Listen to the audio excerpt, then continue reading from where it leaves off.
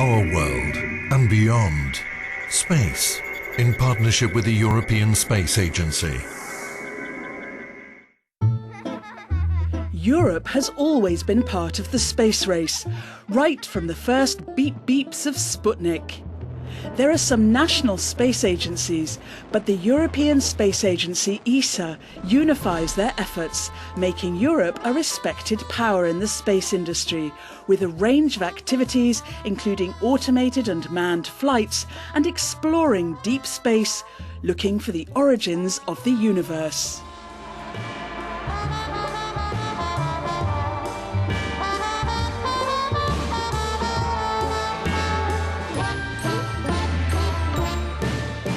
The OECD has been interested in the space sector since 2003, because we realised it was an invaluable means of addressing the challenges of the 21st century.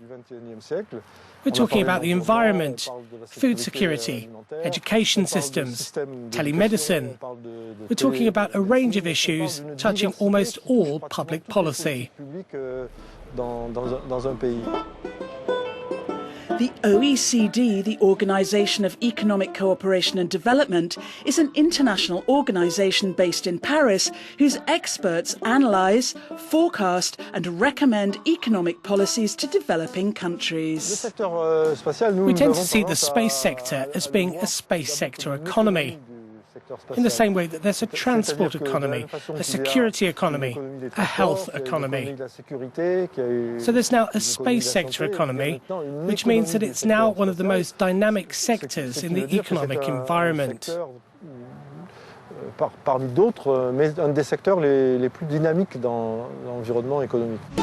OHB is a private company based in Bremen, Germany, a town which lives and breathes aerospace industries. The company was founded 31 years ago with just 50 employees. The founder's son runs it today with around 2,300 highly qualified employees. This real success story began in around 2000 with the construction of a flotilla of military radar observation satellites for the German army. The government has made a competition. And in the beginning, we were not ready to do in the beginning, in the early time. But then we said, okay, now we have satellites in orbit, and why not? And so we have made proposals, and the competition was there, and we were finally the winner. We were cheaper, quicker, and reliable. Having snatched this contract from under the noses of larger companies, OHB is today a company which is expanding fast, combining the imperatives of profit, efficiency and reliability. It makes them competitive. I think the European space industry is globally a very, very competitive, very efficient industry.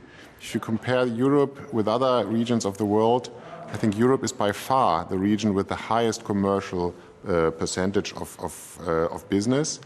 And that's probably a result from a well-organized competitive landscape. Galileo, the satellite positioning system which the EU and ESA are starting to deploy, has allowed OHB to score another big goal. In 2010, they won the contract to construct 22 of the 30 satellites in the Galileo constellation. Once again, they were faster, cheaper and more reliable. One activity in the private sector is developing very fast. On the one hand, in one part of the industrial sector, there are manufacturing launchers and satellites. And competition is growing all over the world. And at the same time, on the other hand, there are practical applications, which are essentially being developed by the private sector.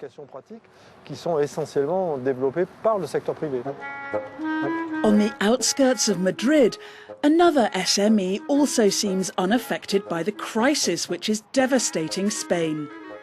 In enormous offices, dozens of people are working at their computers, and the striking thing is their youth.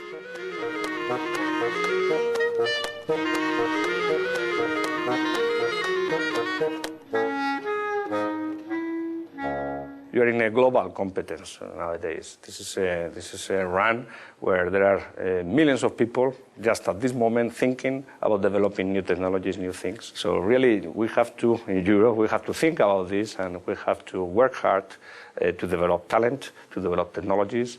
And of course, space is a very good place to do that. But here, they aren't working only with computers or concepts. They also work with the concrete. For example, exploring the future with the help of robots.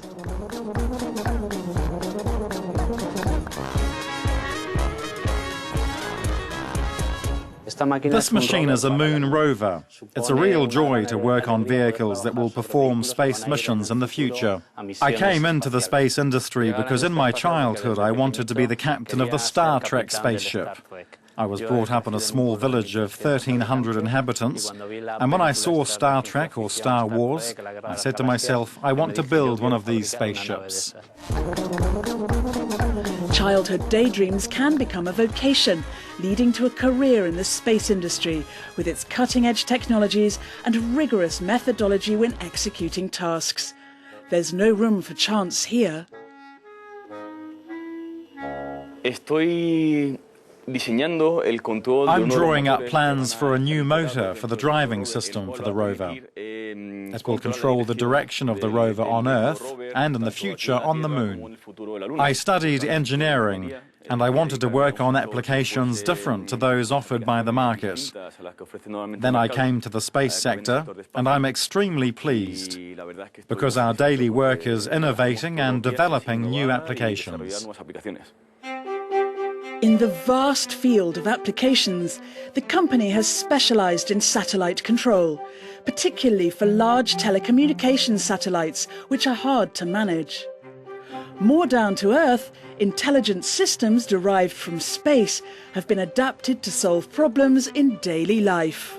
We are mainly working in transportation, for instance, where we develop intelligent systems for transportation using GPS and other technologies. Information security, where we provide solutions for security of IT systems. Defense, aeronautics, and telecommunications in general. And healthcare, for instance, that is also a very promising industry where we are also working. A new program called Radiance is a good example. The concept is more than 30 years old, but it needed good IT tools to become really useful. Radiance is a software package that helps specialists define very precise data for radiotherapy treatment of the risky zone, of the tumor zone. The principle is simple.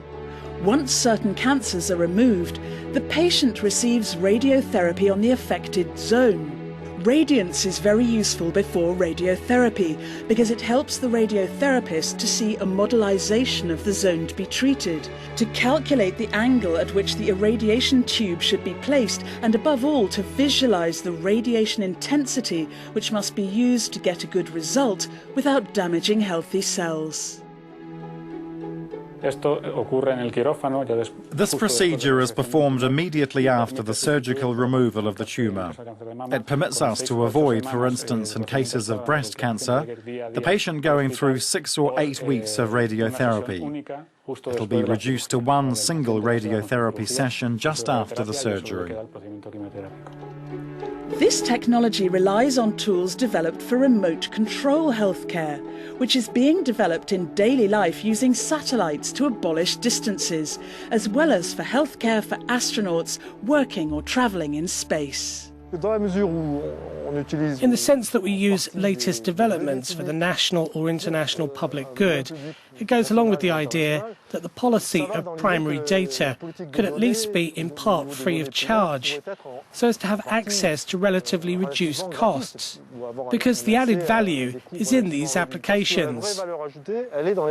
So there is simultaneously the notion of the public getting some benefit from public money, and the fact that the real added value comes from applications. Autumn is a beautiful season in nature, but this autumn is a hard one for the European countries struggling with the economic crisis. Their industries are suffering too. But the space industry is the exception. We are overcoming the crisis, I would say, much better than perhaps other industries. Why? Because when you have solutions specialized, based in key technologies, probably in the good times you don't make as much profit as others, but in the bad times your needs, the needs you are aiming are still there and your products are still needed.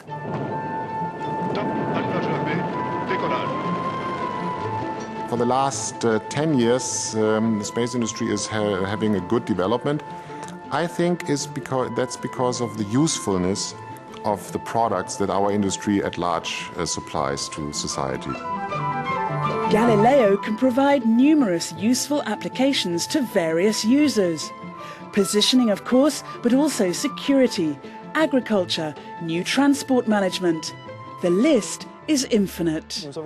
We were probably the first to demonstrate that beyond the notion of technology, it was an economic sector, it was a real industry. And when we define the economy of a sector as a disruptive technology, that means you have an industry or a new sector which affects production systems, consumption patterns, and lifestyles. So this is a disruptive technology, just like electricity or rail transport were in the past.